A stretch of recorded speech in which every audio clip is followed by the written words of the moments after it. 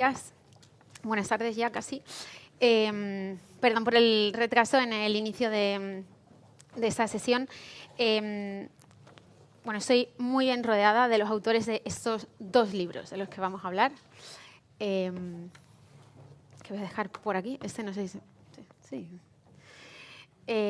Bueno, tengo a mi izquierda a Gaizka Fernández Soldevilla, que creo que es la única persona que ha repetido en esta jornada de Contra el Terror.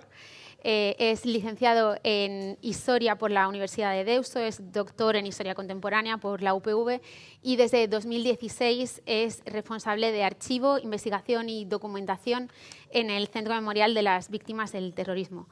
Ha sido también asesor histórico en la serie La Línea Invisible y ha publicado muchísimo sobre historia del terrorismo de ETA, sobre todo sobre los primeros años de historia de la organización terrorista.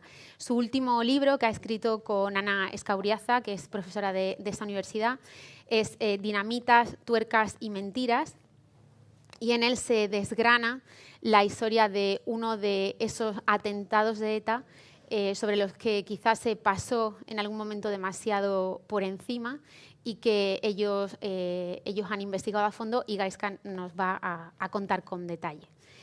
Y a mi derecha tengo a Manuel Calderón, que es un periodista cordobés, licenciado en Filosofía por la Universidad de Barcelona, que ha trabajado en unos cuantos medios de comunicación, desde El Sol, ABC Cultural, La Razón, donde dirigió el suplemento de libros Caballo Verde. Colabora con Revista de Libros, con Revista de Occidente, y es autor de varias obras, entre ellas Bach para los pobres o El músico del Gulag, y de la que viene a hablar hoy ha sido Premio Comillas, y es un libro que se titula Hasta el último aliento, Puig Antic, un policía olvidado y una guerrilla contracultural en Barcelona. En él ahonda a partir de la historia de Puig Antic y de la víctima de Puig Antic, de un policía del que ahora también nos hablará, ahonda en la historia del Movimiento Ibérico de Liberación, el MIL, una organización terrorista bastante menos conocida que ETA y que estuvo activa en los últimos años del franquismo. Quiero empezar con una pregunta casi o con una reflexión, ¿no? Los dos habéis abordado en vuestros libros historias que ocurrieron en una época muy concreta, en ese final de la dictadura, cuando emerge a nivel internacional una oleada de terrorismo denominada de nueva izquierda, donde surgen algunas organizaciones terroristas que quizá comparten algunas características. Y una de ellas es que un puñado de chicos jóvenes, a menudo de clases acomodadas y con aspiraciones revolucionarias, deciden que merece la pena empuñar las armas, ¿no? Gaizka, ¿cómo era la ETA de esa época? Pues, en primer lugar, muchísimas gracias, María, por invitarnos y por organizar esta magnífica jornada, que es la segunda vez que vengo. El año pasado también estuve. El próximo año amenazco con no volver para dejarles tranquilos. Pero bueno, es un placer estar aquí otra vez en la Universidad de Navarra y ante tanto público. Por cierto, mi coautora, que está aquí delante, Ana Escauriaza, que es la otra factotum del libro, va a presentarlo el lunes en Pamplona. Yo lo dejo caer y ustedes irán el lunes al sitio adecuado. Como ha adelantado María, estamos hablando de la tercera oleada internacional de terrorismo. A finales de los años 60, a principios de los años 70, están surgiendo grupos terroristas en toda Europa occidental, luego más tarde también los habrá en el resto del mundo, y que están actuando. Son gente de la misma edad, que escucha la misma música, que utiliza la misma tecnología para matar y que en gran medida está influida por mitos como la Revolución Cubana, Che Guevara, la Guerra de Vietnam, Argelia. La mayoría son de nueva izquierda, de extrema izquierda, pues la RAF, Piegas Rojas, Grapo, FRAP, el MIL, pero hay algunos que son neofascistas. Por ejemplo, en Italia tenemos grupos neofascistas actuando que son de la misma edad que los de las Brigadas Rojas, y en España también tendremos algunos. La ETA de los años 70 ya no es la ETA de los años 60. ETA nace como un grupo muy pequeño de jóvenes estudiantes que está tanteando con la violencia armada, que pone algunas bombas en el año 59 y que le cuesta 9 años empezar a matar. O sea, ETA surge en el 59, no mata hasta el 68. Va haciendo, digamos, va subiendo escalones en el camino de radicalización hasta llegar al asesinato. Claro, ya en el 74 ese camino lo tiene clarísimo, ¿no? Primero porque ha demostrado que tiene una capacidad violenta inmensa. El año anterior, al 74, 73, ha matado al Carrero Blanco, al presidente de la dictadura franquista. Un grupo pequeñísimo ha conseguido asesinar al presidente del gobierno. Se ha convertido, ha pasado de ser un grupo pequeño, mal organizado, con falta de armamento y falta de dinero, sobre el que la dictadura no creía que era peligroso, es decir, que se creía que era un problema local, y de repente se ha transformado en un grupo conocido a nivel mundial. Y necesitan mantenerse, ¿no? Y por cierto, que aquí estamos en una facultad de comunicación, un grupo terrorista, para transmitir su mensaje necesita un mediador, y el mediador es el periodista. Es decir, después de matar a Carrero Blanco, que es su gran acto, que la prensa ha magnificado, en el 74 va a hacer también proyectos que necesitan a la prensa para magnificar.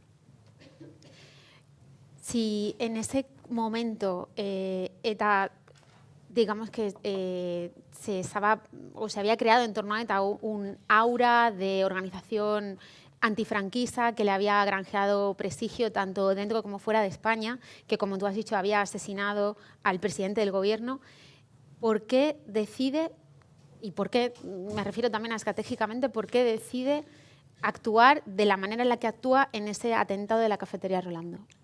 Un elemento importante y principal es que ETA nunca fue una organización antifranquista. Lo hemos repetido 20 veces, pero es que también lo decía la propia ETA. No es algo nuestro, son sus palabras.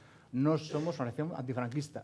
Luchamos contra España como si Franco no existiera. Y si el día de mañana se instaura la Tercera República, lucharemos contra la Tercera República. La teoría de ETA y la práctica de ETA eran terroristas, no antifranquistas. Y la prueba del 8 es la práctica. El 95% de sus asesinatos se cometen tras la muerte de Franco. Falta ser una organización antifranquista muy rara para matar más después de Franco que antes, ¿no? No fue antifranquista y tenía una estrategia muy clara, que es la de acción-reacción, que es decir, de provocar la represión lo máximo posible. Es decir, los atentados de ETA no eran una casualidad, hacía atentados para que la policía, la Guardia Civil, reaccionase con una represión desproporcionada y eso acabase en una guerra revolucionaria que acabase, porque el objetivo final de ETA era tanto la independencia del País Vasco como construir una dictadura propia. ETA tampoco era demócrata. ETA quería instaurar una especie de Cuba en Euskadi, es decir, una dictadura de partido único que en vez del partido de Castro sería ETA. Entonces, en el 73 ha tenido un punto álgido con el asesinato de Carrero Blanco. Ha conseguido convertirse en un grupo importantísimo. En el 74 su objetivo es llegar más allá, ¿no? Prepara 2 operaciones de secuestro importantísimas. En Zarauz intenta secuestrar al cuñado de Juan Carlos, de entonces príncipe Juan Carlos, a Gómez Acebo. Pero los etarras que se dedican a este atentado pues son los bastante, digamos, torpes.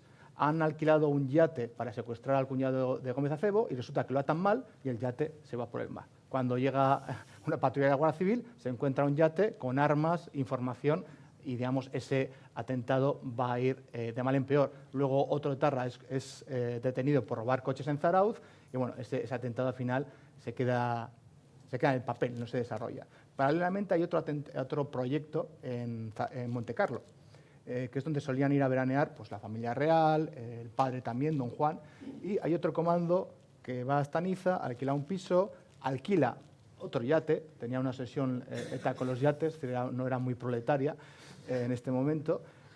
Los de Niza, al parecer, sí sabían navegar, decirlo también, pero tiene un problema. Llega el barco de don Juan, que era el padre de Juan Carlos, con su mujer, con más gente, y esta vez no son los etarras, no es los etarras los que la pifian, es uno de los etarras. Es Joaquín Azaola, es un miembro de ETA que ha tenido en contacto con la policía tiempo atrás y que tiene miedo de que si secuestran a don Juan, van a tener que matarlo. Porque el trato era, secuestramos a don Juan a cambio de que Franco libera a los presos de ETA y nos dé cientos de millones de pesetas. Evidentemente, Franco no lo iba a hacer y él dice, bueno, si secuestramos a don Juan, el final va a ser el asesinato. Y si hay un asesinato, se va a desatar, irá a fuego, va a ser una represión brutal. Entonces, Joaquín Azaola lo que hace es avisar a la policía y a cambio de que no haya ningún solo detenido, cogen a don Juan y lo llevan en un barco, en un avión, perdón, y se lo llevan a Mallorca. Los etarras se pasan semanas esperando en el puerto a que don Juan salga del hotel y no sale. Y no sale, y no sale, y no sale. Y al final abandona la operación y no sabe lo que ha pasado hasta que años después Joaquín Azaola comete el error de contarlo en un libro y una entrevista en Interview, descubren quién ha sido y lo matan. Entonces tenemos en verano, ETA, sus grandes operaciones se han ido al traste. Entonces, en vez de ser la ETA heroica, entre comillas, que ha matado a Carro Blanco, es la ETA chapucera, que todo le sale mal, ¿no? Y así que deciden hacer lo que ellos llaman dos actos de represalia. Preparan una gran operación en Bilbao, que es neutralizada por la Guardia Civil, y preparan otra gran operación de venganza, de represalia, en Madrid, que es la de Rolando, que es la que le sale bien. Como cualquier otra operación de estas características, no es improvisada, estaba preparada con los meses de antemano. Un grupo terrorista tiene planes preparados para este tipo de contingencias. Y en este caso, llevaban preparándola desde julio, habían mandado ya un primer comando, que había estudiado la cafetería Rolando, que estaba enfrente de la Dirección General de Seguridad, sabían que iban algunos policías de la Dirección General de Seguridad a tomar café o a comer en Rolando, y sabían que era fácil poner la bomba. Porque algo importante para un grupo terrorista es hacer un atentado fácil, son oportunistas. Claro, meter una bomba en la dirección de la policía es difícil, meter una bomba en una cafetería es muy fácil, eligen la vía fácil. Entonces, la respuesta finalmente es ¿por qué cometen un atentado en la cafetería Rolando? Por venganza y porque es un blanco fácil. ¿Y qué ocurrió el 13 de septiembre de 1974? Pues ese día, además lo sabemos porque, bueno, luego hablaremos de las fuentes, a las 2 de la tarde hay dos personas que entran a la cafetería Rolando, llevan una maleta. Entran directamente al Salón Comedor, es una cafetería muy grande en el centro de Madrid, la calle Correo, enfrente de la Puerta de Sol. Si os situamos donde ahora están las campanadas de las uvas, enfrente, pues a mano derecha está esa calle y ahí estaba la cafetería Rolando, ¿no? Es un sitio donde iban muchos turistas, donde iban gente de la zona, gente que iba a comprar, muy conocido. Y estos dos personas entran directamente a la zona de comedor y se sientan y piden la comida. Son dos franceses, una joven pareja francesa, un chico y una chica. Han estado ya varias veces en Rolando, nosotros hemos contado dos, saben perfectamente qué tipo de público hay, saben perfectamente dónde está ubicado todo, tienen un croquis y viene un camarero a pedir la comida. Y ahí tiene un problema, porque resulta que el camarero, que se llama Manuel Llanos, es un chico asturiano súper simpático, y es tan simpático que la anterior vez que han ido los terroristas le han dejado propina, una propina muy grande. Entonces los terroristas tienen miedo no de matar al chico simpático que le han dejado propina, sino que el chico simpático le reconozca y el plan le salga mal, ¿no? Entonces ella finge que se ha mareado, que tiene un problema, Manuel Llanos va a la barra a pedirle una infusión y mientras tanto ellos dos salen de la cafetería Rolando. Debajo de la mesa han dejado una maleta, bomba, con entre 5 y 8 kilogramos de dinamita goma 2F y 1000 tuercas hexagonales. A las 2:30, o sea, a las 2 han entrado, a las 2:30 la maleta estalla, toda la gente que está en el salón comedor y buena parte de la gente que está en la barra se ve afectada directamente, o sea, 1000 tuercas, imaginaros, son como 1000 disparos, ¿no? Aquí 1000 disparos en todas direcciones. Los informes forenses dejan claro cómo han atravesado a los cuerpos y se produce el primer atentado indiscriminado de ETA. Es una bestialidad. Afecta a la gente que está dentro, afecta a la gente que está en el restaurante Tobogán, que está fuera, afecta a la gente que está pasando enfrente, incluso la gente que está en la Puerta del Sol le caen cascotes, ¿no? Al final, ese día hay 11 muertos, 70 heridos. Con el paso del tiempo habrá 13 muertos y 70 heridos. Y cuando hablamos de un herido, hay heridos que se quedan ciegos, hay heridos que se quedan tetraplégicos, es decir, no estamos hablando solamente de heridas leves. Y ya la última pregunta de este bloque, para que nos sitúes en el atentado de la cafetería Rolando. ¿Por qué decidís investigarlo? Pues una cosa que hemos comprobado los historiadores, sobre todo cuando he empezado a trabajar en el Centro Memorial, es que para que la prensa haga caso a tu producto y lo difunda, hace falta un gancho. Y el gancho más fácil es un aniversario. Y es algo que es así, es decir, que si consigues este libro, sacarlo en el 50 aniversario, va a tener mucho más eco mediático que en el 49 o en el 51. Entonces, hay que hacerlo cuando es un aniversario redondo, porque nosotros como Memorial podemos hacer una buena investigación, pero necesitamos luego que difundan el trabajo. Y para eso necesitamos a la prensa y hay que dárselo fácil. Entonces, solemos buscar aniversarios que nos faciliten las cosas, ¿no? En este caso, pues se acercaba el 50 aniversario, esto era importantísimo. Segundo, teníamos el material, porque habíamos conseguido ya el sumario de la gente hablando, si teníamos la parte, digamos, de documento. Y tercero, había muchas víctimas que no habían hablado hasta ahora y que querían hablar. Es decir, que había unos testimonios que estaban deseando salir, que estaban dispuestos a salir, las entrevistó Ana, y eso nos permitía hacer un buen trabajo y llegar en el momento adecuado. Yo creo que es lo que hicimos, ¿no? Y el resultado fue el previsto. La prensa respondió y una gran parte de la población se enteró, no por nuestro libro, sino por lo que habían dicho los periodistas del asunto. Manuel, paso a tu historia y a tu libro. Al contrario que ETA, el MIL no solo era una organización pequeña, sino también una organización desconocida. Y de hecho, tú cuentas en tu libro que hasta que se desarticuló públicamente no se conocía ni siquiera su existencia. ¿Qué lleva a un puñado de hijos de la burguesía barcelonesa a articular, a organizar un grupo terrorista?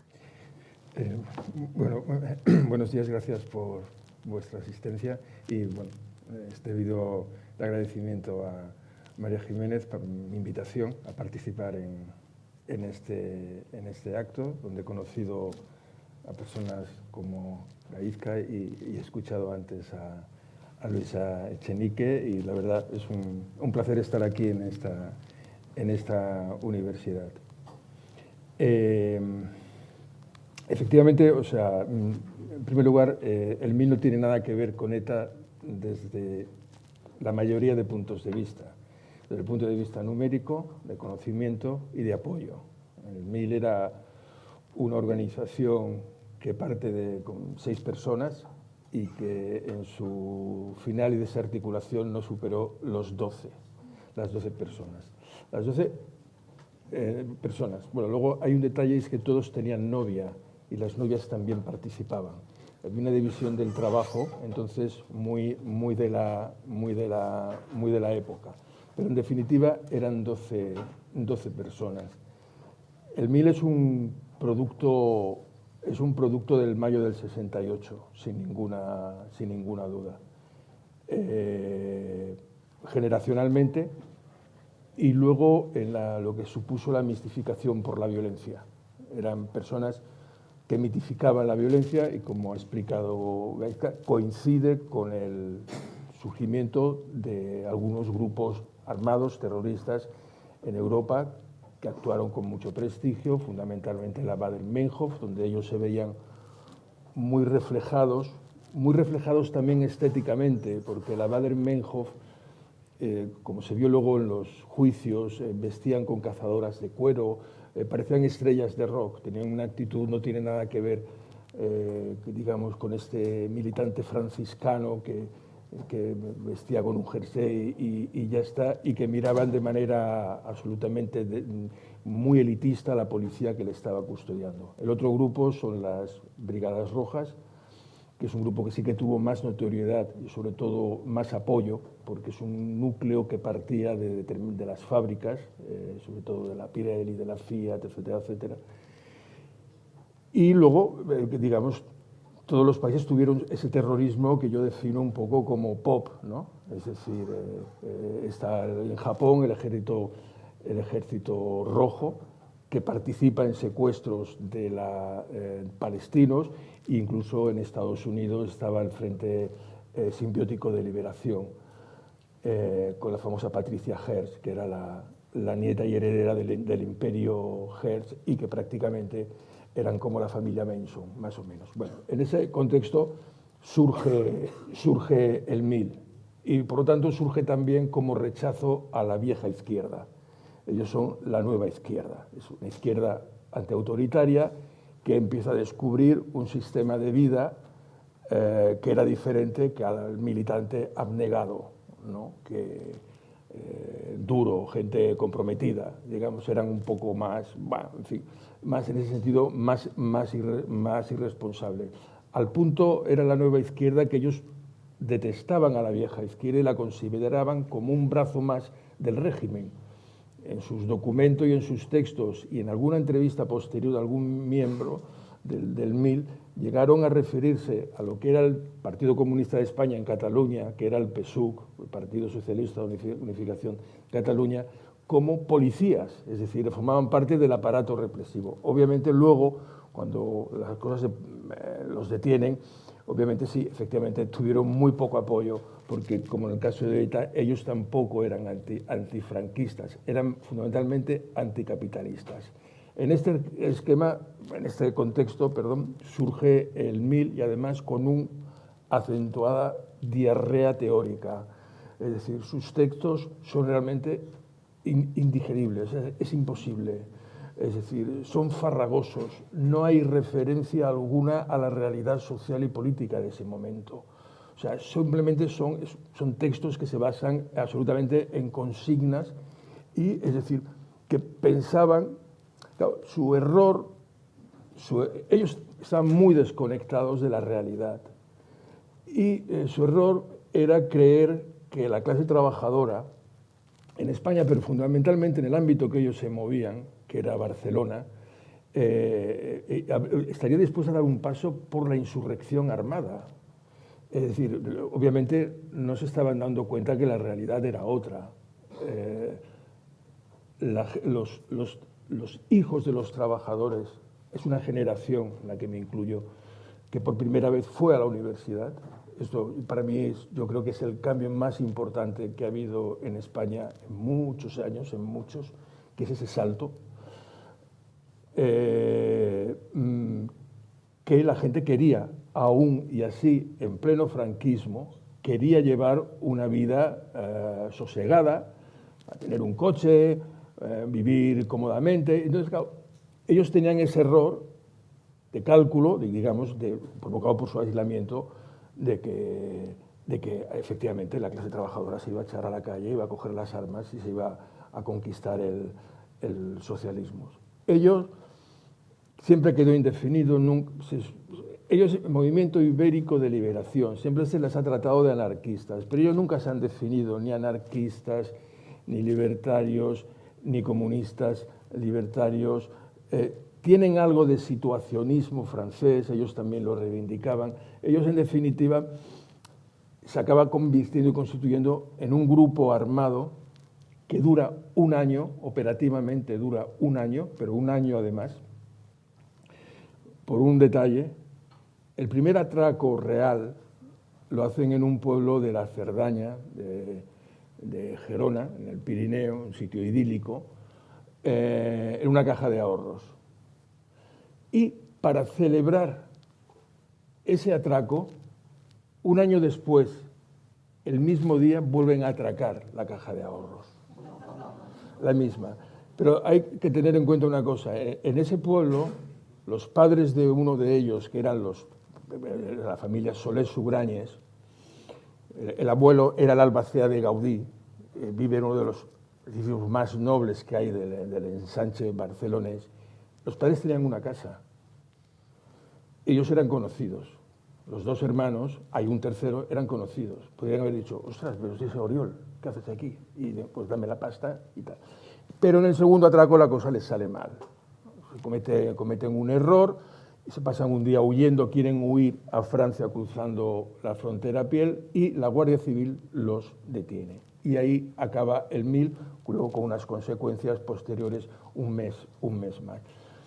La osadía del grupo, y le explico con este detalle, pero el hecho fue de esta manera. Duró un año, cometieron 13 atracos muy cuantiosos. Los atracos solían ser mínimo 1 millón de pesetas, 1,5 millones, llegaron a 3 millones. En ese momento en España el piso que se podía en Barcelona, que se podía comprar un trabajador, un piso de 80 metros cuadrados, valía 350.000 pesetas. Sus atracos, ya digo, eran 1 millón por lo menos. Se le conocía como la banda de la Estel.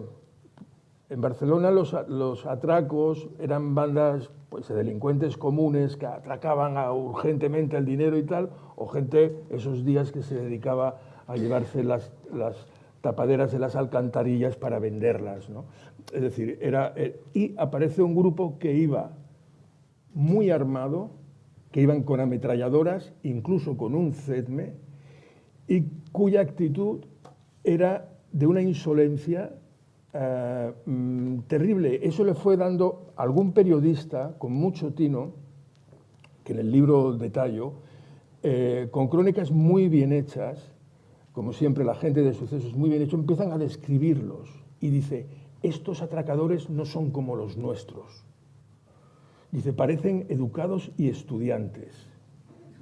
Dice, actúan con insolencia, se mueven como si fuera de película. Y entonces empiezan a dar determinadas claves. Efectivamente, esa gente no robaba para comer.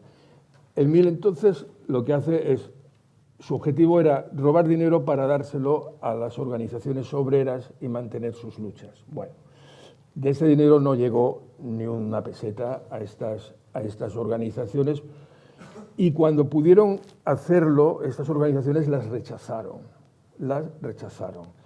El dinero simplemente sirvió para mantener una infraestructura muy grande en Barcelona. Cada uno llegó a tener un piso para él, para digamos, lo que llaman un piso franco, y luego en Toulouse. Ellos se movían entre Toulouse y Barcelona. Lo de Toulouse tiene una importancia, y es que ellos se veían muy vinculados con el viejo anarquismo barcelonés de la guerra. Y ellos se instalan allí y tienen un apoyo de los viejos anarquistas de la CNT que están exiliados, pero un viejo apoyo en el sentido de que alguien entró en la sede de la CNT, claro, y dijeron, hombre, un joven, por fin. Y entonces entraron allí y les entregaron armas que eran de la guerra civil, unas armas. Hay que decir que la primera pistola que utiliza el Mill se la da ETA. Y esto me lo confirmaron ellos. Ellos se refugiaban en un monasterio que estaba en la parte, lo que ellos suelen llamar la Cataluña Norte, que estaba en el otro lado de la frontera, y allí coincidieron también escondidos con gente de ETA, y ahí es donde se le da. Es decir, quiero acabar esta primero con un hecho, y es que después de todo, lo que hizo el Mill, bueno, se inscribía dentro, digamos, de la resistencia antifranquista, y por lo tanto había una cierta legitimidad de que tú podías empuñar las armas porque estabas en una dictadura. Esto era, dentro de la izquierda, era más o menos, de la izquierda entonces, más o menos aceptado. Pero también hay un hecho anecdótico, pintoresco, pero que explica un poco del grupo. En el fondo, el Mill hace lo que la gente decía en aquellas sobremesas extraordinarias que había que hacer, que era cuando se abría la botella de cava y decía, no, es que lo que tenemos que hacer es empuñar las armas, ¿no? Bueno, pues el Mill hizo estrictamente eso. Efectivamente, son todos hijos de la burguesía barcelonesa, es decir, con imágenes, bueno, muy berlanguianas, ¿no? De llamar al timbre, aparece la sirvienta, dígame, sí, somos agentes de la policía, ay, es que el señorito no está. Bueno, pues es un poco varias veces, eso lo encontraba. Esa era la situación era así. Yo de ahí no he querido extraer ninguna conclusión psicoanalista, en el sentido de decir que, hombre, como eran ricos, en el fondo querían matar al padre, ¿no? Y querían vengarse de su propia extracción. No. Un día me lo explicó, no recuerdo, y me dijo, no, mira, es que la mayoría del movimiento anarquista, o sea, desde Kropotkin a Bakunin, eran todos de clases altas, pero gracias a ello, ellos podían leer y escribir. El trabajador, pues no se podía dedicar a ello. Bueno, pues eso era un poco tal. Obviamente el Mill, solo se empieza a hablar del Mill cuando los detienen, y sobre todo cuando se produce la condena a muerte de Puig-Antich después de un tiroteo tumultuario. Esa palabra fue clave para la defensa, y su posterior ejecución el 2 de marzo de 1974, hace ahora 50 años. Creo que ahora... La historia de Salvador Puig Antich se ha contado en libros, en prensa, en películas. ¿Qué te lleva a investigar su figura? ¿Qué te lleva a pensar que puedes aportar algo novedoso a esa historia? Yo era un joven bachiller de 16 años. Yo estudiaba en Hospitalet de Llobregat, que, como sabéis, es una ciudad pegada a Barcelona, es el mismo territorio, donde vivía mayoritariamente la emigración, 250.000 personas. Y estudio en el primer instituto público de enseñanza media con 250.000 habitantes que se crea, que es el Torras y Valles. Yo estudio ahí, procedo de la emigración clásica en Barcelona, y yo conocía, porque estábamos allí, entonces los bachilleres éramos muy activos y éramos muy jóvenes, pero también un poco más maduros, creo yo, no quiero ofender, ¿no?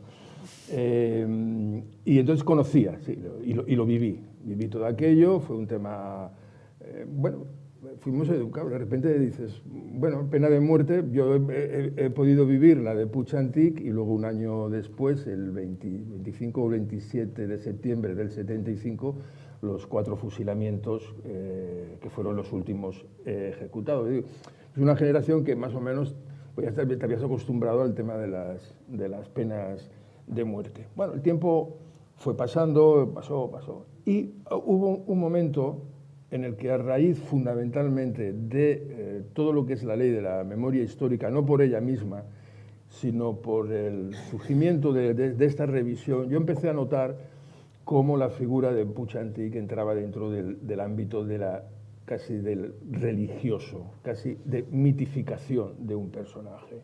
Entonces yo empecé a notar ahí cómo se empieza a construir una absoluta idea falsa, pero no solo eso, no solo por la propia falsedad, sino porque empecé a darme cuenta de que los debates políticos del país se estaban resolviendo a través de asuntos del pasado. Entonces era la época, yo te acuso a ti de haber sido colaborador de la ejecución de Puig Antich. Esto era un poco el esquema, es decir, la izquierda podía, quien sea, acusar, por ejemplo, al Partido Popular, tú has participado, yo no, a lo mejor yo no he nacido, perdone usted, o sea, es decir, entonces empecé a darme cuenta de esa falsedad, y bajo una idea que para mí es importante, cuando no hay un proyecto de futuro político, y en este momento creo que no hay proyecto de futuro político, toda la pugna política se resuelve con el pasado. Yo creo que es lo que está sucediendo ahora mismo en el debate político de España. Y es a partir de ahí cuando me pongo. Y ocurre, yo recuerdo aquel día, que era sábado, pero los sábados por la mañana había clase en el instituto, que es cuando se ejecuta, nos dicen, os tenéis que ir a casa. Y entonces recuerdo por el pasillo algunas profesoras que estaban llorando. Y había una cierta alteración en los pasillos, decía, es que va a haber un claustro especial, es que se va a votar, es que el de formación del espíritu nacional ha pegado un golpe en la mesa, ahora vais a saber quiénes somos nosotros, no sé qué, no sé cuánto. Y bueno, ya está. El caso es que nos fuimos y pasado los años llamo al instituto. Me presento como exalumno del Torras y Valles y un funcionario muy amable, le explico la razón, digo, mira, quiero, si me podéis facilitar el acta del claustro del 2 de marzo de 1974. Y dice, pues, ¿me puedes llamar por la tarde? Muy interesado, además. Digo, sí, sin ningún problema. Llamo por la tarde y me dice, no figura ningún claustro. Entonces, claro, yo me di cuenta que yo mismo había construido una mentira. No se había producido el claustro. Probablemente sí que hubo claustro, pero decidieron no levantar acta, porque si se levantaba acta, que probablemente lo que estaban votando es a favor o en contra de la ejecución, eso hubiera tenido consecuencias académicas, incluso mucho más. Entonces, de repente pensé en escribir una novela. Y empecé a escribir una novela muy disparatada, mezclando Kung Fu, la historia de Kung Fu, porque se acababa de estrenar en Barcelona cuando la ejecución de Puig-Antich. Hay que entender que el país en aquellos momentos, o sea, tú coges la cartelera, por ejemplo, King Crimson había actuado en Barcelona ya, Lou Reed había actuado en Barcelona, estábamos hablando de una dictadura.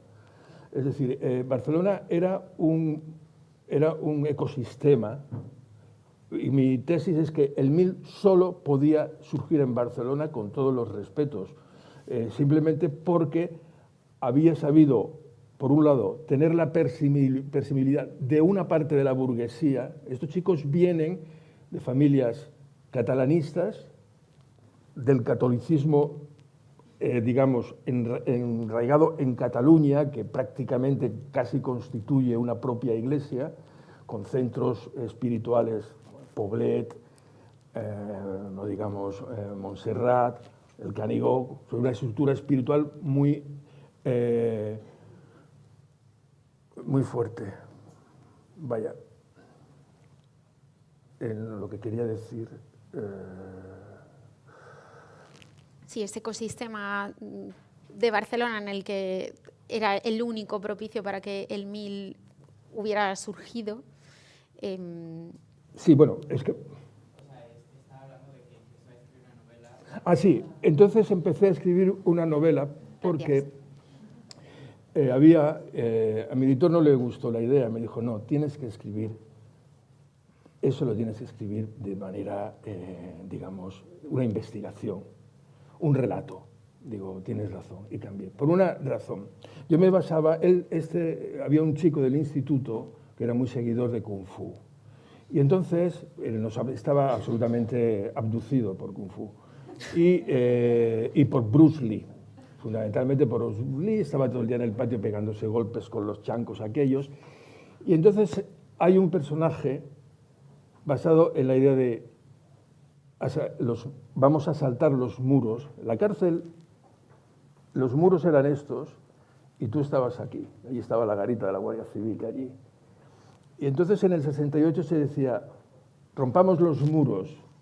Sin embargo, nadie en Barcelona, teniendo detenido a Puig-Antich a 30 o a 20 metros, pudo poner en práctica las teorías del mayo del 68, excepto este chaval que era seguidor de Bruce Lee, que diseñó una manera de salvarlo. Mi editor me dijo, eso que estás contando es una barbaridad, como tú bien comprendes, y te tienes que centrar en esto. Y entonces, a partir de descubrir esa mentira que yo mismo había causado, empecé a investigar y a meterme. Y a medida que el debate en torno y la mitificación en torno a Puig-Antich crecía, yo me iba animando por una energía moral de la que luego, si queréis, puedo seguir hablando. ¿Por dónde empiezas? ¿De qué hilo tiras? ¿Cuáles son tus fuentes? Yo tenía el mapa, yo sabía lo que había pasado. O sea, yo era joven, yo sabía qué era aquello, conocía las fechas y esto, yo esto lo sabía. Yo parto del sumario, consigo el sumario. El sumario hay algunos, bueno, primero el sumario, luego las fuentes directas de las personas que vivieron aquellos, que fueron, en concreto, 3 miembros del MIL vivos de los que disparaban, iban con ametralladoras, uno que era el que se dedicaba a localizar las cajas de ahorros que había que hacer el atraco, pero como no tenía una experiencia laboral muy extensa, su desconocimiento de cómo se movía el dinero en la ciudad era absoluto, o sea, no sabían por dónde se movía, entonces elegían días que las cajas de ahorro a lo mejor no tenían fondo, porque la gente solía cobrar los sábados, por ejemplo, y se iba allí a la caja. Eso luego, el único abogado vivo de Puig-Antich, Francesc Caminal, el auditor militar que redactó la sentencia, que aún vive, Era también, hay que decir que toda esta gente que participa luego en el Consejo de Guerra era gente muy joven. Estamos hablando de personas que no llegaban a los 30 años y que tenían que asumir un Consejo de Guerra. Las hermanas, por supuesto, de Puig-Antich, y una parte que es lo que la vinculo con lo que yo digo, a ver, sin mucha pretensión, moralmente, la localización del otro lado. Es decir, yo localizo al hermano del policía asesinado el 25 de septiembre del 73 en Barcelona, que era un joven policía de 24 años, sevillano, de Triana, para más señas. Y localizo a la viuda de un contable al que dejan ciego en un atraco, Melquiades Flores, tenía 37 años, 2 hijos muy pequeños, y que en un atraco lo dejan ciego. Y entonces, a partir de ahí, y obviamente todo un trabajo de hemeroteca. La hemeroteca, y libros hay poco, pero sí documentos franceses.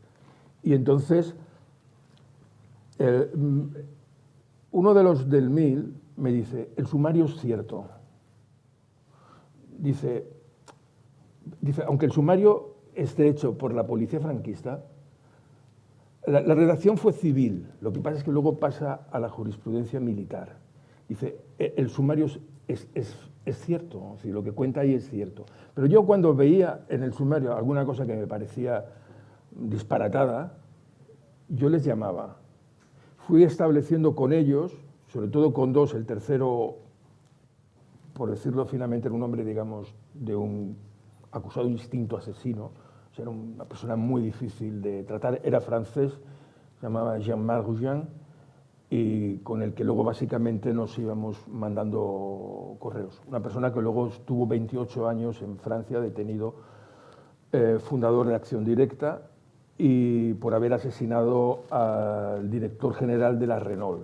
O sea, que en Francia eso es bastante. Tuvo cadena perpetua y acabó, me parece, él y su compañera 28 años.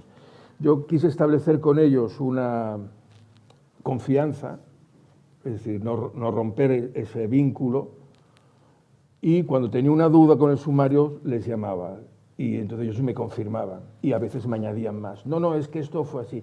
Es cierto que se os escapó un disparo en un piso franco y entrasteis en la casa del vecino a por la bala. Dice, sí, es que Jean-Marc estaba todo el día con las pistolas mirando y se escapó un disparo. Y dice, llamamos y como el vecino no estaba, digamos, abrimos la puerta, tapamos el agujero y eso lo pone. Y entonces, disparates de este tipo, yo los confirmaba. Oye, esto fue de esta manera, sí, esto tal, y me lo iban confirmando. Y luego los testigos directos que vivieron. Y con esto fui armando una historia en la que no me podía salir de los hechos reales, no me podía permitir lujos narrativos más allá del propio relato, que en sí mismo era, como escritura para mí ha sido apasionante. Voy a decir un autohalago que me lo dieron, y es una profesora de literatura, me dijo, oye, me interesa mucho, y eso es un tema que podemos, si os parece, me interesa mucho que sabiendo el final de la historia, ya te lo cuentan en la primera página, sabiendo el final, continúes leyendo el libro hasta el final. Y eso, bueno, quiero decir, para mí obviamente es un halago, porque, es decir, dice que no lo has hecho mal narrativamente, ¿no? Porque ahí está la gracia, que te están diciendo, es una película, el primer plano muere el protagonista, sin embargo, salen de los títulos de crédito y a continuación te cuentan la película, y la película te engancha. Ese fue un poco el modus operandi. Se iban abriendo, este tema, teniendo esta base, luego se van abriendo ramas por todos los lados, se abren ramas que pueden tener unas interés, otras no interés. Mira, hay una, y eso es, yo creo que como periodistas es apasionante, ¿no? Uno de los miembros del MIL, su padre era veterano de la División Azul. Vivía en la zona alta de Sarriá, una zona muy buena, y era un hombre, tenían varias casas por Sant Cugat, era gente y tal, y estaba en las antípodas ideológicas de su hijo. Cuando su hijo ya, él se entera que su hijo está metido en esto, él lo defiende, y lo defiende bajo un impulso, digamos, de viejo guerrero, ¿no? O sea, conociendo al hijo, entiendo también esa reacción del... entiendo esa reacción del padre. En un registro de la policía hacían cosas muy extrañas, encuentran un carnet de conducir, bueno, y más documentación. Eso lo llevan a Vía Layetana, que es la central de la comisaría de policía. Y casualmente el comisario, viendo los papeles, reconoce un nombre, Pons, y dice, qué raro. Y entonces llama al padre de Pons Llobet, que era ex divisionario, y le dice, oye, veo una cosa, creo que tu hijo está metido en un asunto delicado. Y dijo, y yo a mis hombres no los puedo contener. Dijo, y a partir de ahí se descubre una vía como ellos se conocen. Eso fue en la Barcelona de los años 40, hubo un caso de corrupción dentro entre espías y policías, que hay un libro publicado de unos periodistas sobre este caso y que hablan de esta conexión, y eso me dio pie a hablar de eso, y sobre todo cómo la casualidad de que un comisario en un papel, por la irresponsabilidad de estos militantes que dejaron documentación, que dice, hombre, la policía puede ser muy franquista, pero hacían su trabajo también, ¿no? Es decir, se ganaban el jornal, ¿no? O sea, es decir, esto es así. Por lo tanto, salían muchas ramificaciones. Gaizka, en vuestro caso, el sumario también es una fuente importante de información, pero al contrario que en el caso de la investigación de Manuel, las fuentes no son los perpetradores, no son los miembros de ETA de ese momento directamente relacionados con el asesinato o con el atentado. ¿Cómo habéis investigado lo que pasó? ¿Cuáles han sido vuestras fuentes? Pues las primeras sí han sido la bibliografía y la hemeroteca, es decir, que eso ha sido básico.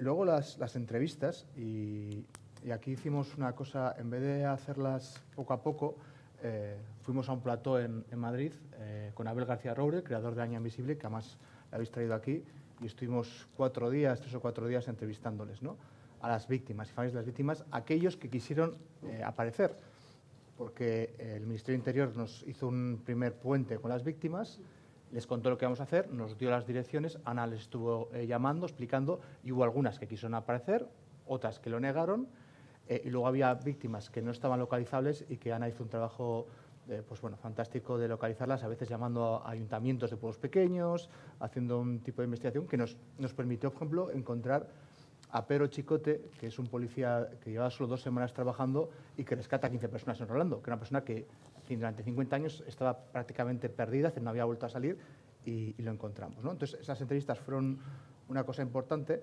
Luego yo ya había realizado entrevistas a etarras, pero para mi tesis doctoral, bueno, eso siempre se recicla, ¿no?, en este tipo de cosas, y una persona que conocemos los dos, Eduardo Sánchez Gatel, era digamos, por así decirlo, un cómplice del entorno de Eva Forest, de la red de apoyo que sirve a ETA en Madrid, que no está implicado en este atentado en concreto, pero sí conocía a todos, entonces nos ha permitido llenar ciertos huecos, ¿no? Y también pues hacer algo parecido a lo que me ha contado Manuel.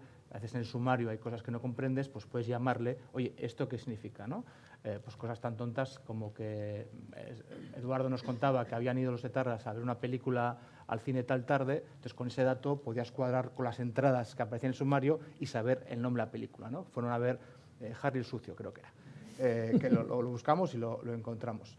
Entonces eso fue importante. El sumario en este caso no es un caso resuelto, es decir, que los etarras no son detenidos, los 2 autores materiales, lo cual deja un hueco importante porque nunca han hablado, pero tiene la llamativa, no sé, algo muy llamativo, que son las facturas. y cualquiera que haya trabajado en una empresa, en una institución, lo sabe. Cuando haces un viaje de trabajo, tu empresa te obliga a guardar las facturas para cuando vuelva, te devuelva el dinero, ¿no? Bien, pues los etarras exactamente igual. Entonces, estos dos etarras que ponen la bomba van recopilando facturas de las cervezas, del periódico, del reloj con el que ponen la bomba, de las 1000 tuercas, de la comida, de la ropa con la que se disfrazan, y todo eso lo van acumulando para luego dárselo a ETA y que le vuelva el dinero, ¿no? El problema que tienen es que cuando van a huir, en vez de ir al piso franco donde habían guardado las facturas, Eva Fores, su cómplice, se pone nerviosa y les lleva a otro piso. Entonces, toda esa documentación se queda ahí esperando, al final lo encuentra la policía y nos permite reconstruir a qué hora iban al cine, a qué hora se han tomado una cerveza, qué periódico leyeron, cuánto gastaron en tabaco, ¿no? Cuánto les costaban las 1000 tuercas.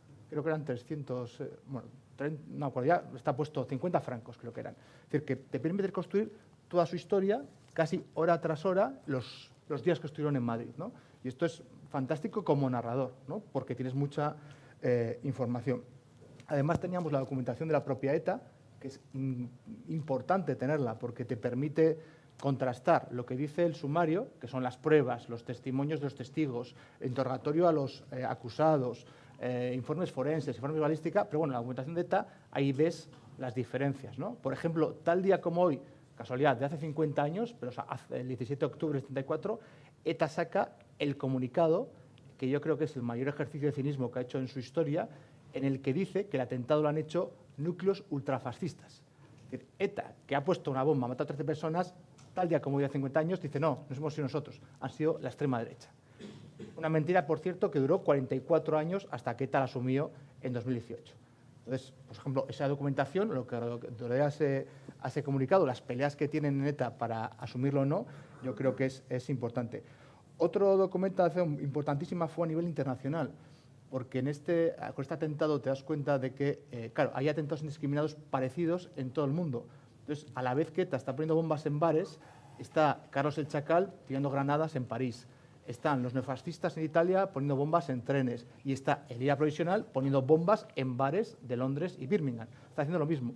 Incluso hay un momento en que una de las bombas que pone el IRA en un pub utiliza como metralla tuercas, que ha utilizado también ETA un mes antes en Rolando, ¿no? Entonces, ese tipo de vínculos, de trasvases de tecnología, nos obligó pues, a leer bastante sobre el IRA, ¿no? Y a ver cómo habían aprendido ETA del IRA ese tipo de bombas, porque Rolando fue la primera bomba en la que ETA utiliza metralla. No del todo, porque también descubrimos que habían hecho un ensayo en julio, y eso es otro sumario. El sumario en julio pone una bomba en un coche bomba en el Ministerio del Ejército, ¿no? Que no, con tuercas también como metralla, que no causa víctimas, que algún tipo de alguna manera es un ensayo general, ¿no? Les permite ver si funcionan las tuercas, si funciona la combinación entre explosivo y tuercas, y luego además lo ponen el 23 de julio, una hora antes de marcharse. También les permite comprobar que, a pesar de que haya ocurrido lo de Carrero, después de un atentado en el centro de Madrid, se puede escapar de Madrid sin ningún problema. O sea, porque se escapan y nadie les detiene, ¿no? Por ejemplo, ese sumario nos costó mucho más. ¿Por qué? Porque está clasificado como secreto, porque es una bomba del Ministerio del Ejército. Es decir, las normas de seguridad del Ministerio del Ejército del 74, al parecer, todavía son secretas en 2024, aunque espero, por favor, que hayan cambiado las normas, porque lo que se ve es que consiguen meter el coche porque los soldados que están en la guardia, en cuanto ven a un tío de uniforme, le abren la barrera y pasa. O sea, no le piden los papeles ni sigue el protocolo, ¿no? Ese sumario no nos lo quisieron dejar porque legalmente no podían, pero una amable archivera nos pasó la parte que sí se puede ver, ¿no? La parte del explosivo que desarrollamos aquí, ¿no? Ese tipo de cosas, al final no tienes toda la información, pero vas juntando fragmentos y como un puzzle gigantesco les tienes que dar una forma narrativa para no aburrir al personal. Y otro elemento importante fue los TEDx.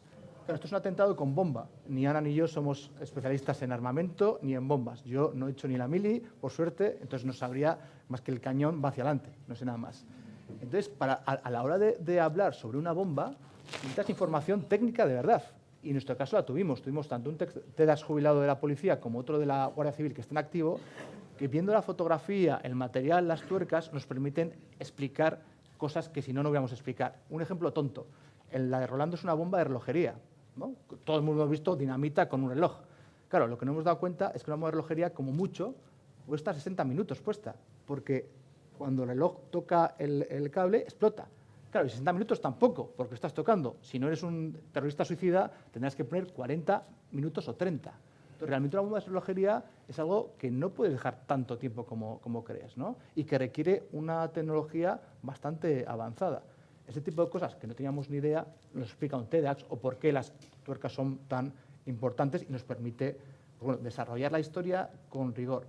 Porque tanto los periodistas de investigación, y vosotros todos sois un ejemplo claro, como los historiadores, cuando escribes algo, una historia, y sobre todo cuando escribes una historia de violencia, la que ha habido víctimas, es muy, muy importante ser puntilloso, ser exhaustivo, ser riguroso.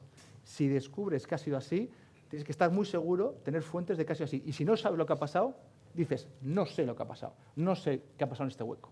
No te lo puedes inventar. Al contrario que la literatura, claro, hablamos lenguajes diferentes, mucho más libre la literatura, que te permite hacer cosas mucho más atractivas y que lee mucha más gente, por suerte, pero nosotros tenemos que ser puntillosos, porque sobre lo que hacemos luego se construirá otra serie, ¿no? Series, habrá exposiciones, como hicimos, habrá otra serie de cosas más divulgativas, pero si no somos muy puntillosos no lo podemos hacer. Entonces, importante, muchas fuentes y contrastar las fuentes lo máximo posible. En este caso, además, teníamos un problema añadido. El aniversario era el 13 de septiembre, el libro tenía que salir la semana anterior y nuestra editorial nos dijo que entregamos en junio, finales de junio, ¿no? Entonces, finales de junio o julio. ¿Mayo? En abril, es verdad, en abril. Entonces, yo creo que ha sido el libro que he estado más angustiado porque tenía una línea clarísima. Es decir, que entregas en abril o no va a salir, porque la editorial tiene sus propios... previsto un calendario comercial y para que salga en septiembre tiene que estar en abril ya el borrador. Y entonces estuvimos a salto de caballo, fines de semana, horas extra, haciendo como locos porque tenía que llegar. Y esa forma de trabajar, al final, pues es interesante porque al final te obliga a escribir muy rápido y a prepararte mucho, pero saber que tienes esa línea de llegada y que si no la cumples, todo tu trabajo va a fastidiarse, pues es interesante. En este caso, además, sabíamos que iba a haber otros 2 libros sobre el mismo tema en septiembre, es decir, que teníamos competencia, ¿no? Y lo cual, pues bueno, incentiva la labor. Hay algo que tienen en común las dos historias, que es el desconocimiento en torno a las víctimas. En vuestro caso, Gaiska, hay quizá un hito en esa parte, en ese episodio de la historia, que es un documental de Iñaki Arteta, 13 entre 1000, en el que por primera vez los familiares de una víctima del atentado contra la cafetería Rolando dan una entrevista. Si no habéis visto ese documental, aparece un piso decorado pues a la antigua, con muebles pues oscuros y barrocos, y en el salón de esa casa aparece un matrimonio de dos señores mayores que eran los padres de María Ángeles Rey, que era una chica, una estudiante de en torno a 20 años, que es víctima de ese atentado contra la cafetería Rolando. La señora pues tiene el típico peinado cardado de señora, con unas gafas redondas, y lo más impactante de esa entrevista probablemente sea el silencio.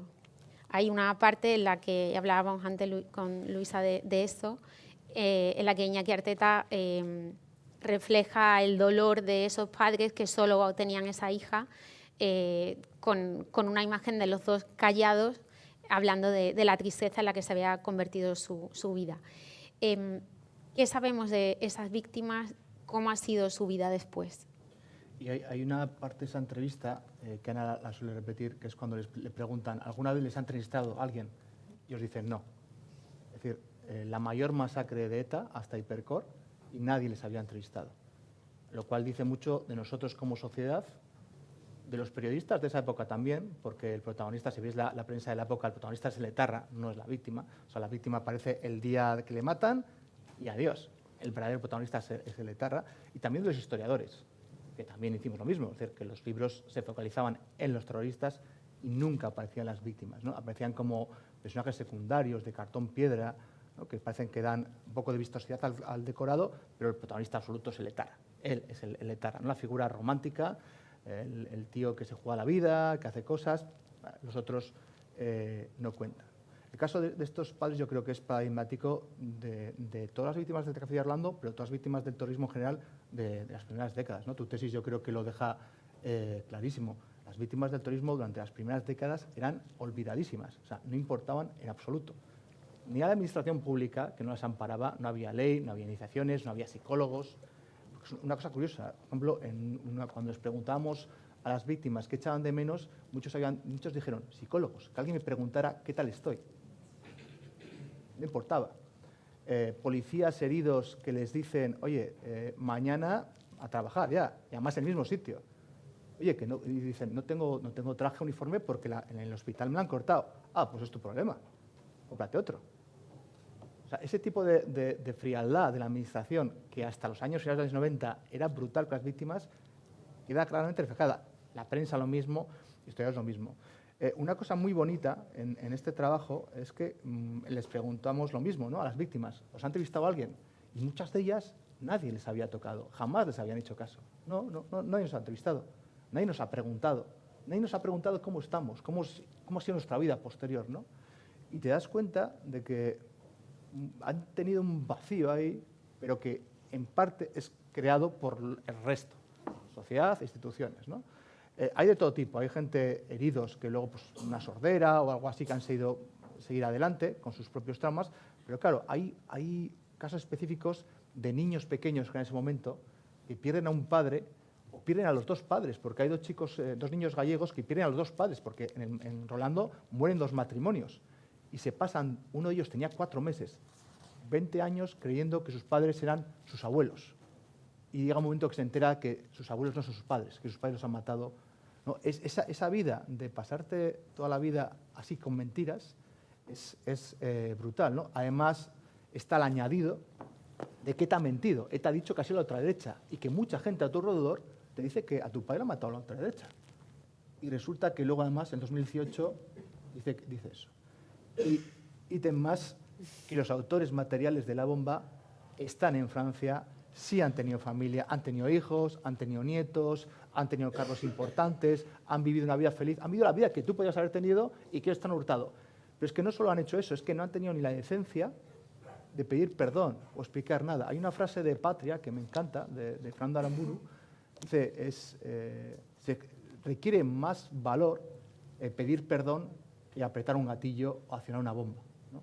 Es así, o sea, estos terroristas tuvieron el valor, entre comillas, de poner una bomba y jamás han tenido el valor de pedir perdón. Y hay algunos de las víctimas que están esperando, no sé si que les pidan perdón, pero por lo menos un gesto de humanidad. Y después de 50 años, pues no la vida, ¿no? Eso es llamativo. Cómo las víctimas de Rolando, como todas las víctimas del terrorismo, no se han vengado, han sido ejemplos de moralidad, pero yo creo que para nuestro país, las miles de víctimas que hemos tenido, y en cambio los terroristas lo tenían tan fácil, porque en este caso llegó la amnistía, es decir, que no tenían ninguna responsabilidad penal, no iban a pasar por la cárcel, no les iba a pasar nada, solo tenían que decir, lo siento, hice algo terrible, y hubieran servido para vacunar a muchos jóvenes, ¿no?, contra la tentación de la violencia, y no han tenido ni la decencia de hacer eso. Manuel, en tu caso tenemos una víctima que es Francisco Anguas, un policía que creo, me atrevería a decir que hasta tu libro era un desconocido, pero también tenemos la condición o esa zona gris de la que ha hablado Gaizka alguna vez, en el que el asesino de Francisco Anguas, que era Salvador Puig-Antich, también es víctima de una ejecución, ¿no? Y en ese escenario más complejo, tú has investigado tanto la historia de Puig-Antich como la de Francisco Anguas. Sí, dices, Puig-Antich asesinó a Francisco Anguas. Bueno, ayer el ministro de Memoria Histórica Torres rehabilitó la figura casualmente de Puig-Antich y anuló el juicio. Y ayer fue una casualidad, lo podéis ver. Y aprovechando que estaba el ministro del Interior, en un momento, él mismo lo ha dicho, y le quería confirmar que jurídicamente, que suponía, me decía que en ese caso el Consejo de Guerra quedaba anulado, como si no hubiera sucedido. Yo creo que en esta historia, bueno, hay más, yo creo que en esta historia hay dos víctimas, que efectivamente es Puig-Antich y Anguas. Y hay una imagen muy gráfica y para mí muy emocionante, y es que cuando en aquel portal del número 70 de la calle Gerona se produce un tiroteo, que es donde Puig-Antich, son 4 disparos, uno de ellos va a un escalón, que todavía está el agujero allí, y 3 son mortales, porque los disparos se producen a medio metro.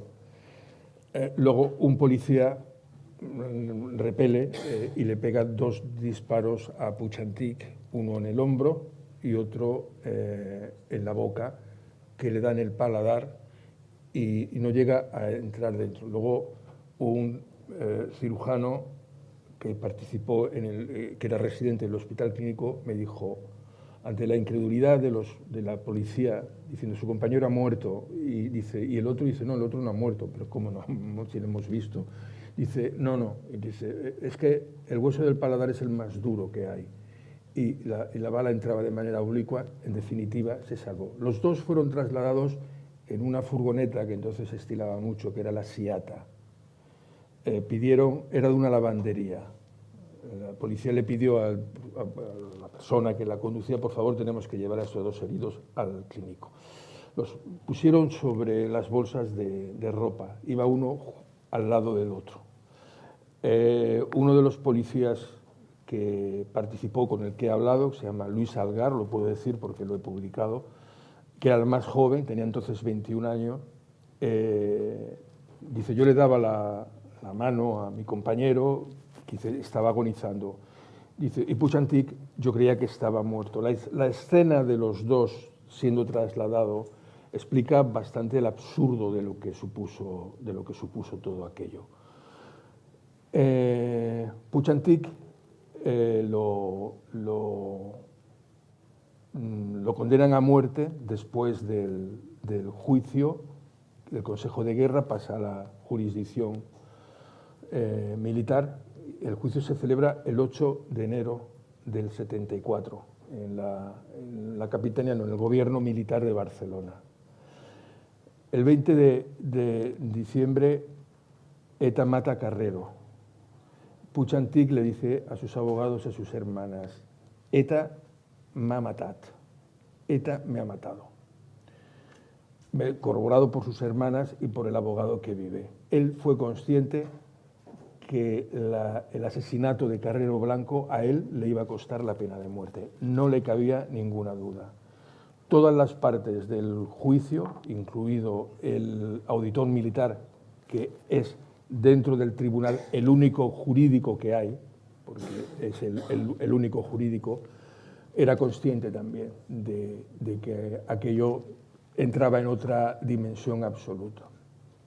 Los abogados de Puig-Antich eran muy jóvenes, tenían 25, 26 años, muy jóvenes. Y al verse en una tesitura tan compleja, recurren al decano del colegio de abogados y les recomienda que le defienda Francesc Condomina Valls. Era presidente de la Academia de Jurisprudencia de Cataluña, un hombre conservador. Y este hombre conservador decide defender a estos jóvenes. El proceso son a 3. Una chica de 16 años, un chico de 17 años, Pons Jovet, la chica es María Asunción Mateo, Pons Jovet, 17, y 24 años, Puig-Antich. Tienen penas de muerte, los 4. Y los defiende Condominas. Dicho por los abogados, Condomina hace un discurso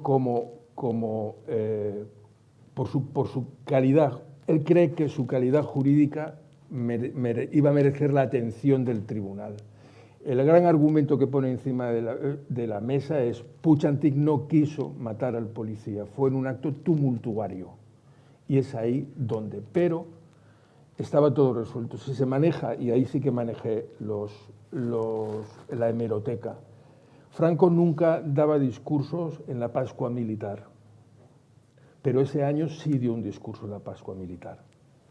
Carrero Blanco hacía 2 semanas que había sido asesinado. Y entonces Franco, de manera muy dura, y hay que leerlo, y entiendes, sobre todo porque entiendes luego lo que sucedió. Y en Barcelona también se produce un discurso también muy duro. Y entonces todos los miembros eran conscientes de que iba a haber venganza, porque en una parte, y esto me lo admitió el auditor militar, hay un momento en el juicio que en una parte el fiscal militar y el auditor se reúnen y le dice: esto no es para pena de muerte. Eso lo dice el propio auditor, me lo ha dicho a mí y está publicado en el libro y él no lo ha negado. Dice: esto no es pena de muerte, no lo era. Pero las cartas ya estaban encima. Se recurre, al no ser sumarísimo, se recurre al Consejo Superior de Justicia Militar en Madrid y se hace el juicio. Obviamente allí se confirma la pena de muerte. En ese sentido, digamos, yo parto de que ellos dos son víctimas del... Quiero que se entienda en ese sentido, o sea, es decir, ni siquiera fue un tiro en la nuca, es decir, no es decir, yo cojo a este policía, voy por detrás, le pego un tiro en la nuca, no es una bomba indiscriminada. Lo que sí que está claro es que Puig Antich se defiende de una manera... Yo en el libro, y lo he hablado con ellos, digo, si Puig Antich, porque los habían localizado y la policía le estaba esperando en una cita, si Puig Antich, cuando se ve que está rodeado de policías, Puig Antich llevaba 2 pistolas y una navaja. Al verse que está rodeado de policía, levanta las manos y asume que el viaje se ha acabado. Puig Antich, 1 año y medio después, está en la calle como estuvieron todos sus compañeros. Todos sus compañeros. Él hubiera levantado, es consciente, es decir, o sea, no puedo hacer nada. O sea, había 4 policías, 2 le estaban cogiendo y él empieza a pelear, o sea, Luis Algar me lo dijo, como un animal. Deciden meterlo en un portal porque la gente creían que era una pelea entre delincuentes. Y el inspector, que mandaba el operativo, dijo: vámonos dentro porque aquí va a pasar una desgracia en cualquier momento. Y ahí es donde se produce y tal. Y efectivamente Puig Antich dispara. La defensa de sus hermanas es que Puig Antich no mató al policía, no asumen que matara al policía. Y en eso está, y no lo asumen, no lo asumen. Lo cual, bajo mi punto de vista, no desmerece en nada su causa, si es que tuviese alguna causa por la que luchar. Yo creo que era su propia actitud vital ya. Él estaba metido en una vorágine vital, ¿no? Era su propia supervivencia vital, ¿no? Tenía 25 años cuando lo ejecutan. Y entonces no lo hace. Cuando yo lo consulto con ellos, con los 3, cada uno dice, el francés, que era, ya os digo, una persona muy, en fin, terrible, dice: el 1000 nunca se ha dejado detener a nadie sin disparar. Es cierto, siempre que ha habido han sacado las pistolas y se han liado a tiros. Vale. Dice, además, teníamos miedo que se aplicara la ley de fugas. La ley de fugas es de Martínez Anido, en la época de Primo de Rivera. Y él todavía estaba metido, claro, yo me callé por no perder el contacto y dije: bueno, tú estás loco, o sea, es decir, ¿tú crees que, por más policía franquista, tú crees que van a aplicar la ley de fuga? Bueno, váyase usted, y luego le pegas 4 tiros por la espalda. Y los otros dijeron lo mismo. Salvador probablemente vio una escapatoria. Si 4 policías son incapaces de detenerme, yo aquí pego 4 tiros, salgo corriendo y me voy. El caso es que acabó todo bastante mal. Pero luego,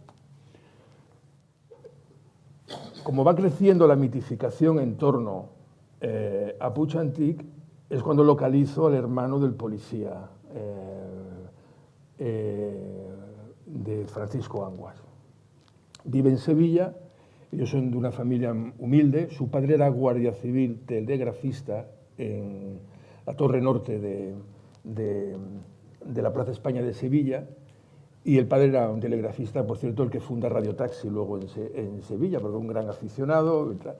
Era una familia humilde. Vivían en el Tardón, un barrio dentro de Triana, y el hijo, pues bueno, era policía, es una persona además que sacó una buena nota, ¿no? En el libro pongo que fue escolta de los entonces príncipes de España. Luis Anguas me dijo, no, él no era, lo era yo. Y bueno, que pudo tener una carrera, una persona formada, muy interesada por el cine, sobre todo por la Nouvelle Vague francesa. Era, digamos, un modelo de policía que teóricamente no era el policía habitual, tenía unas... pero da lo mismo, es decir, no porque le guste el cine francés diga que iba a estar perdonado, ¿no? Pues claro, pues a otro no le gusta el cine francés, tampoco lo vas a matar por eso, ¿no? Y localizo al hermano. Entonces me encuentro con una persona que coincide con lo que habéis comentado y hemos visto aquí, además de sencilla, sin un ápice de resentimiento, de odio hacia nada, acostumbrada a vivir en el silencio, habiendo asumido que su hermano iba a ser el malo de esta película, asistiendo a cómo en Barcelona la alcaldesa Ada Colau inaugura una plaza con el nombre Puig Antic a metros, bueno, a centenares de metros de una caja de ahorro donde atracan y dejan ciego a un empleado, donde se hace una película en 2006 dirigida por Manuel Huelga y producida por Jaume Roures, que yo creo que es el relato que ha marcado la idea en torno a Puig Antic. Y el tema del cine yo creo que ahí lo encuentro fundamental. Bueno, pues este hombre, mantenemos una relación durante meses hablando por teléfono. Yo viajo varias veces a Sevilla, visito los lugares donde Francisco Anguas se mueve, el Cineforum de la Escuela de Arquitectura, bueno, todo el barrio, todo. Él estuvo en la estupefaciente primero y pide el traslado porque se encuentra una tesitura. Él tiene que empezar a detener a sus viejos amigos del barrio, que es donde circulaba ya pues sustancias, ¿no? Y entonces es cuando él pide el traslado y le dan el traslado a Barcelona. Juan Carlos Anguas, el hermano, me cuenta una historia que para mí pudo cambiar y dio absoluto sentido al libro.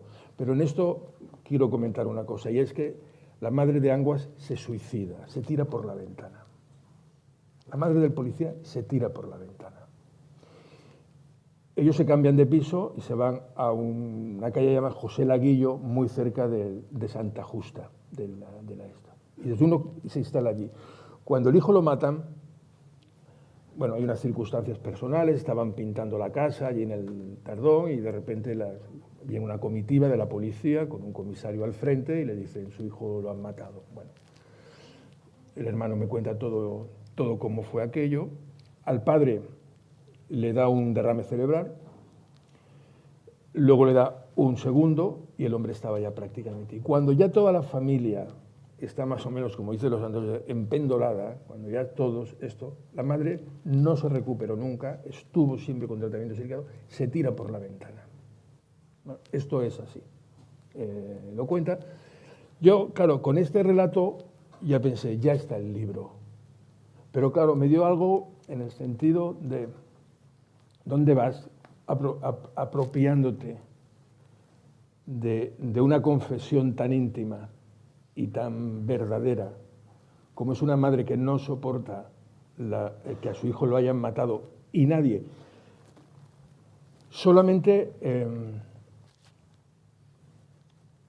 el Correo de Andalucía, que lo dirigía un jesuita y era un periódico muy poco adicto al régimen,